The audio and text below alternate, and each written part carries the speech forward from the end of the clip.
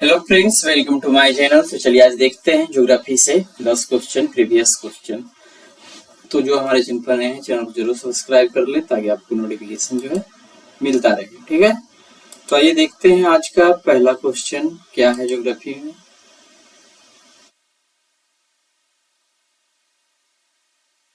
निम्नलिखित में से क्या भूमध्य रेखीय वनों की अनूठी विशेषता या विशेषताएं हैं।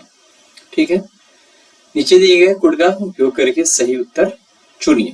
यहाँ क्या लंबे पास के पेड़ों की शिखर शीर्ष मिलकर छतरी जैसी संरचना का निर्माण करते हैं। बड़ी संख्या में प्रजातियों का सहअस्तित्व, एपिफाइट्स की कई किस्मों की उपस्थिति। तो यहाँ पे एक टर्म है भूमध्य रेखीय वन। तो क्या वहाँ लंबे पास के पेड़ों की शिखर जो है मिलकर एक छतरी जैसा कुछ संरचना बनाता हो, तो ये भूमध्य रेखीय वन में है।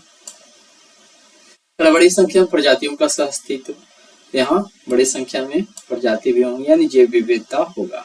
फिर एपिफाइट्स कई किस्मों की उपस्थिति। तो एपिफाइट्स किसको बोलते हैं? एपिफाइट्स वैसे पौधे होते हैं जो दूसरे पौधे पे उगते हैं, जैसे फर्न है, आर्किड है, ये सब है। ठीक है, तो वही है कि मध्यरेखीय वनों में पेड़ बहुत ऊंचे होते हैं और उनके शीर्ष मिलकर एक घनी छतरी जैसी संरचना बनाते हैं, जिससे सूर्य का प्रकाश जमीन तक कम पहुंचता है। फिर बड़ी संख्या में प्रजातियों का सहअस्तित्व, ये वनस्पति और जीव दोनों की प्रजातियों की एक अविश्वसनीय विविधता के लिए जाने जाते हैं। फिर एपिफाइट्स की कई किस्मों की उपस्थिति। एपिफाइट्स जैसे आर्किड, ब्रोमेलियाड, फर्न वे पौधे हैं जो अन्य पौधे पर उगते हैं लेकिन उन्हें नुकसान नहीं पहुंचाते हैं। भूमध्यरेखीय वनों में प्रचुर मात्रा में ये पाए जाते हैं। फिर तटीय क्षेत्रों की तुलना में महाद्वीपों के भीतरी इलाकों में तापमान की वार्षिक सीमा अधिक है। कारण या कारण क्या है बताना है। ठीक है, क्या बोल रहा? तटीय क्षेत्र की तुलना में महाद्वीपीय द्वीपों के भीतरी इलाकों में तापमान की वार्षिक सीमा अधिक है, मतलब महाद्वीपीय भाग में ही ज्यादा है और तट किनारे का भाग जो है वो संतुलित है। या हाँ, वही बोल रहा है। तो क्या है? भूमि और पानी के बीच तापीय अंतर, क्या ये महत्वपूर्ण कारण है इसका? फिर है महाद्वीपों और महासागरों के बीच ऊंचाई में भिन्नता। फिर तटवर्ती में तेज हवाओं की उपस्थिति। फिर तटों की तुलना में इंटीरियर में भारी बारिश। तो ध्यान देना है, सबसे सटीक कारण ये है, भूमि और पानी के बीच तापीय अंतर। क्या है? भूमि जो है जल्दी से गर्म हो जाता है, जितना जल्दी से वो गर्म होता है वो ठंडा भी होता है। और पानी क्या है? टेम्परेचर को एक बार जब गेन कर लेता है तो धीरे धीरे वो रिलीज करता है। इसीलिए क्या है, तटीय क्षेत्रों में तापमान का भिन्नता बहुत कम होता है, बट महाद्वीपों के अंदर वाले भाग में भिन्नता अधिक होता है। फिर है महाद्वीपों और महासागरों के बीच ऊंचाई में भिन्नता। तो ये तापमान में कुछ ना कुछ अंतर तो लाते हैं, बट भूमि और पानी के बीच जो तापीय अंतर होता है वो सबसे मेजर कारण होता है। ठीक है, तो महाद्वीपों और महासागरों के बीच ऊंचाई में भिन्नता, तो इस कारण से भी टेम्परेचर क्या है, अंतर तो हो सकता है बट बड़े मात्रा में, इसीलिए बाकी ऑप्शन सही नहीं होंगे। तटवर्ती तेज हवाओं की उपस्थिति, हवा भी तेज है तो वो भी टेम्परेचर को कंट्रोल कर सकता है। ठीक है, बट पहला जैसा नहीं। तटों की तुलना में इंटीरियर भारी बारिश। ठीक है, इंटीरियर में यदि भारी बारिश भी होता है तो भी टेम्परेचर को उस तरह से ये रेगुलेट नहीं करेगा। तो वही पानी की तुलना में भूमि तेजी से गर्म होती है, पहला तो हमने देख लिया था। इसको देख सकते हैं कि हालांकि ऊंचाई तापमान को प्रभावित करती है, लेकिन ये महाद्वीपीय अंदरूनी हिस्सों और तटीय क्षेत्रों के बीच तापमान के वार्षिक सीमा में मुख्य अंतर नहीं है। फिर है दूसरा कि तटवर्ती में तेज हवाओं की उपस्थिति। तेज हवाएं तापमान को संशोधित कर सकती है, लेकिन तापमान सीमा में अंतर के लिए मुख्य चालक नहीं है। फिर तटों की तुलना में इंटीरियर में भारी बारिश। वर्षा तापमान को प्रभावित कर सकती है, लेकिन यह महाद्वीपीय अंदरूनी हिस्सों और तटीय क्षेत्रों के बीच तापमान की वार्षिक सीमा में प्राथमिक अंतर नहीं है। क्या बोल रहे हैं? निम्नलिखित में से कौन भारतीय कोयले की विशेषता या विशेषताएं हैं, यानी कि भारतीय कोयला किस प्रकार का है उसके बारे में हम जानेंगे। उच्च राख सामग्री। ठीक है, तो क्या उसमें उच्च राख होता है? तो एक कथन तो सही है, राख की मात्रा अधिक होता है। कम सल्फर सामग्री, तो ये बात भी सही है, भारत के कोयले में सल्फर की मात्रा कम पाया जाता है। फिर एक कम राख संलयन तापमान। तो पहले यहाँ तक जानते हैं राख संलयन तापमान क्या होता है। तो राख संलयन तापमान वह होता है जो कोयले में जो राख की मात्रा है उसको वो पिघला देता है जिस न्यूनतम ताप पे, तो वो राख संलयन तापमान होता है। तो बोल रहा है कि कम राख संलयन तापमान, मतलब कि पिघलाने का जो प्रक्रिया है भारतीय कोयला का, क्या वो पिघलता है? और क्या होता है जब पिघलता है तो जिस भट्टी में पिघलाया ये सब जाता है उसमें वो दीवारों पर चिपक जाता है जिसको बार बार हटाना पड़ता है। तो ये गुण नहीं है, मतलब कि गुण ये है कि यहाँ ज्यादा चिपकता है। तो ये ऑप्शन 2 सही होगा। ठीक है। भारतीय कोयले में राख की मात्रा आमतौर पर अधिक होती है जो कोयले की गुणवत्ता को कम कर सकती है और दहन क्षमता को प्रभावित करती है। फिर एक कम सल्फर सामग्री, भारतीय कोयले में सल्फर की मात्रा आमतौर पर कम होती है जो इसे पर्यावरण के अनुकूल बनाती है क्योंकि यह जलने पर कम सल्फर डाइऑक्साइड का उत्पादन करती है। फिर एक कम राख संलयन तापमान, भारतीय कोयले की विशेषता ये नहीं है। वास्तव में भारतीय कोयले में राख संलयन तापमान आमतौर पर अधिक होता है। राख संलयन तापमान वह तापमान है जिस पर कोयले की राख पिघलना शुरू हो जाती है और यह बिजली संयंत्रों में कोयले को जलाने के लिए महत्वपूर्ण है। यदि राख संलयन तापमान बहुत कम है तो राख पिघल जाएगी और बॉयलर की दीवारों पर चिपक जाएगी, जिससे समस्याएं हो सकती है। तो हमने शायद इसको गलती बता दिया कि भारत का कोयला का जो राख संलयन तापमान है यानी पिघलाने का दर है वो अधिक है। ठीक है, ये कह सकते हैं, कम नहीं है। कम पे रहेगा तो ज्यादा नुकसान करेगा। तो भारत की लेटराइट मिट्टी के संबंध में निम्नलिखित में से कौन सा कथन सही है? तो वह आमतौर पर लाल रंग के होते हैं।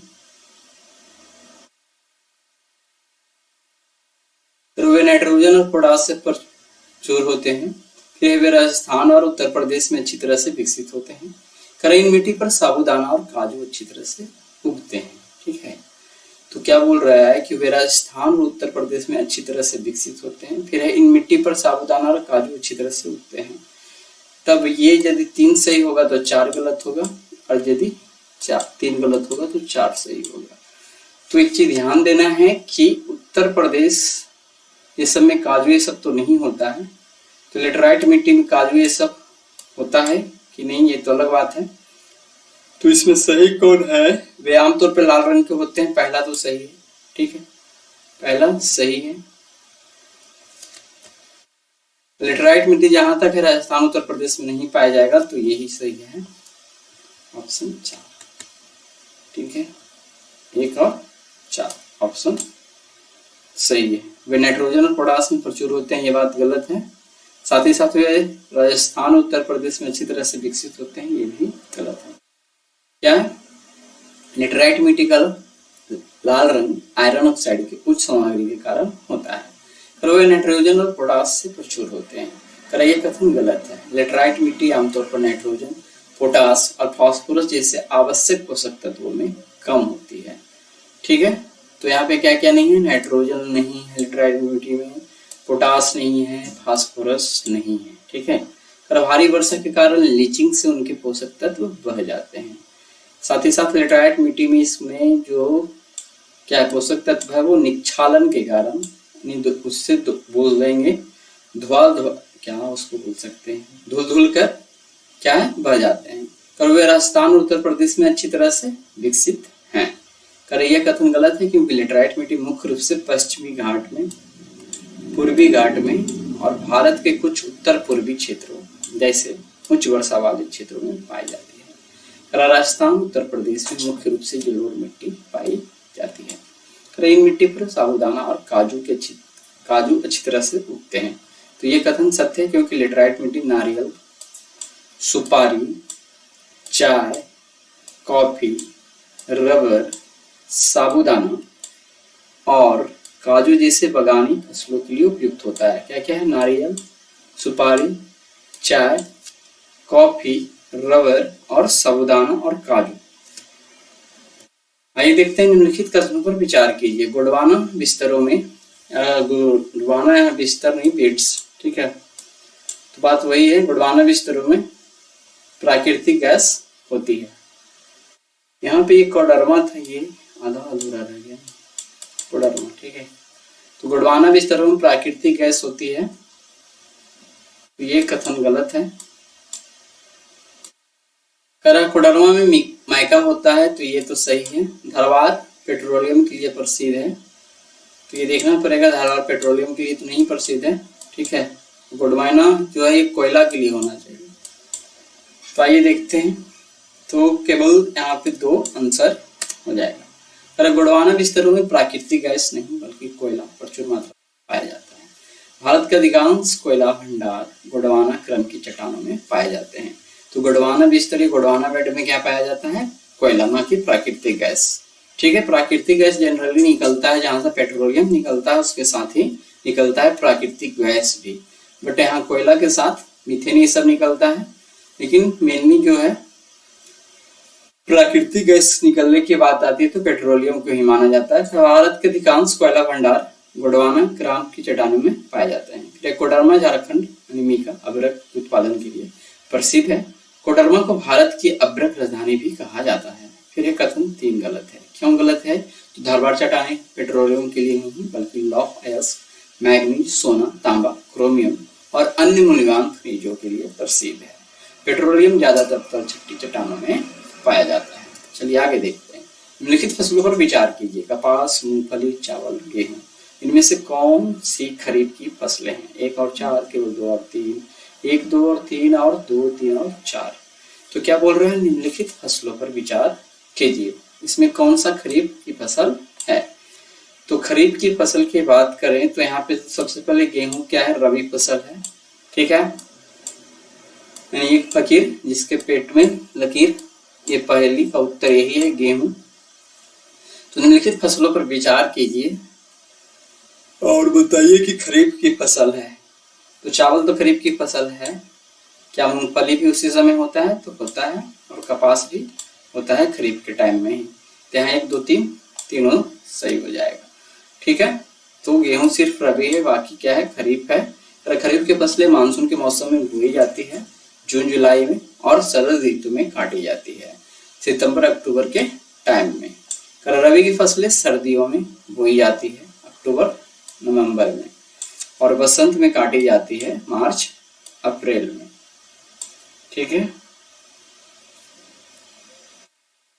जलवायु चरम सीमा पर होती है, बारिश बहुत कम होती है और लोग खानाबदोश चरवाहा हुआ करते थे। उपरोक्त कथन निम्नलिखित में से किस क्षेत्र का सबसे अच्छा वर्णन करता है? तो इसका उत्तर क्या है? जलवायु चरम सीमा पर होती है, बारिश बहुत कम होती है और लोग खानाबदोश चरवाहा हुआ करते थे। उपरोक्त कथन निम्नलिखित में से किस क्षेत्र का सबसे अच्छा वर्णन करता है? तो आंसर होगा ऑप्शन डी, मध्य एशियाई स्टेपी। मध्य एशिया में महाद्वीपीय जलवायु होती है, जिसका अर्थ है कि गर्मियां बहुत गर्म होती है और सर्दियां बहुत ठंड होती है। क्वेश्चन क्या था? जलवायु चरम सीमा पर होती है।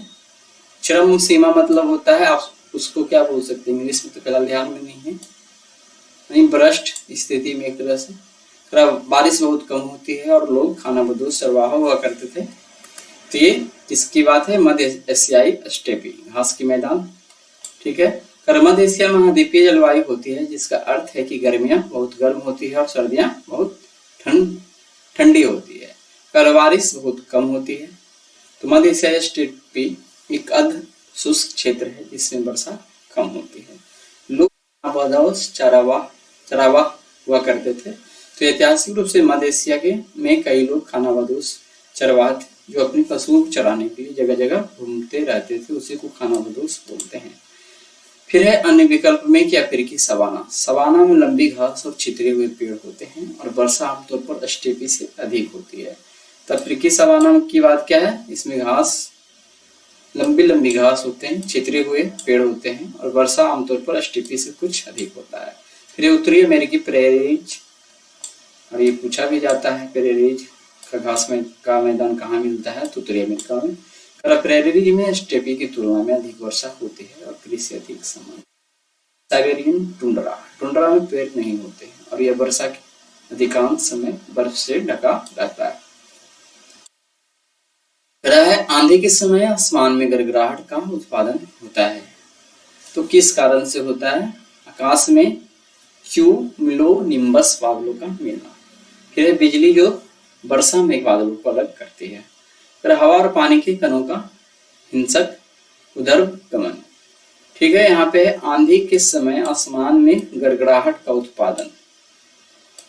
तो ये क्वेश्चन थोड़ा सा विवादित टाइप का था, मतलब कि जो भी इसका आंसर मिल रहा था लगा है, लेकिन इसका आंसर यूपीएससी ने क्या दिया था, उपयुक्त में से कोई भी मेघ गर्जन पैदा नहीं करता है, क्योंकि मेघ गर्जन जो है डायरेक्ट बिजली से पैदा होता है, लेकिन यहाँ पे आकाश में क्यूमुलस बादलों का मिलना बिजली का, तो इसका थोड़ा सा डिटेल से हम देखते हैं। क्या बोल रहा है, मेघ गर्जन यानी थंडर का उत्पादन बिजली यानी लाइटनिंग के कारण होता है, ना कि सीधे तौर पर बादलों के मिलने या हवा और पानी के कणों के उधर्भ गमन से। बिजली के कारण हवा अचानक गर्म होती है और तेजी से फैलती है। यह फैलाव एक सदमे की लहर यानी शोक वेव पैदा करता है, जो ध्वनि के रूप में सुनाई देती है। इसे ही मेघ गर्जन या थंडर कहा जाता है। फिर है क्यूमेलोनिम्बस बादल। ये बादल गरज के साथ होने वाले तूफानों से जुड़े होते हैं। हालांकि ये बादल मेघ गर्जन का सीधा कारण नहीं है, बल्कि बिजली यानी लाइटनिंग का कारण बनते हैं, जो बाद में मेघ गर्जन पैदा करते हैं। आगे है प्रश्न विशेष रूप से ठंडनी में मेघ गर्जन के उत्पादन के बारे में पूछ रहा है, ना कि बिजली या बादलों के बनने के बारे में, क्योंकि थंडर का उत्पादन सीधे तौर पर बिजली के कारण होता है और प्रश्न दिए गए विकल्प में से कोई भी सीधे तौर पर बिजली को शामिल नहीं करता है, जो भी कथन 3 दिया हुआ है। इसलिए सही उत्तर यही था कि none of the above produces the thunder, क्योंकि में से कोई भी मेघ गर्जन पैदा नहीं करता है। प्रश्न के संदर्भ और वैज्ञानिक तथ्यों के आधार पर सही उत्तर क्या है, विकल्प डी है। आगे निम्नलिखित जोड़े पर विचार कीजिए, जनजाति और राज्य। तो यहाँ पे लिम्बो है, कार्बी है, डोंगरिया है, गोंडा है।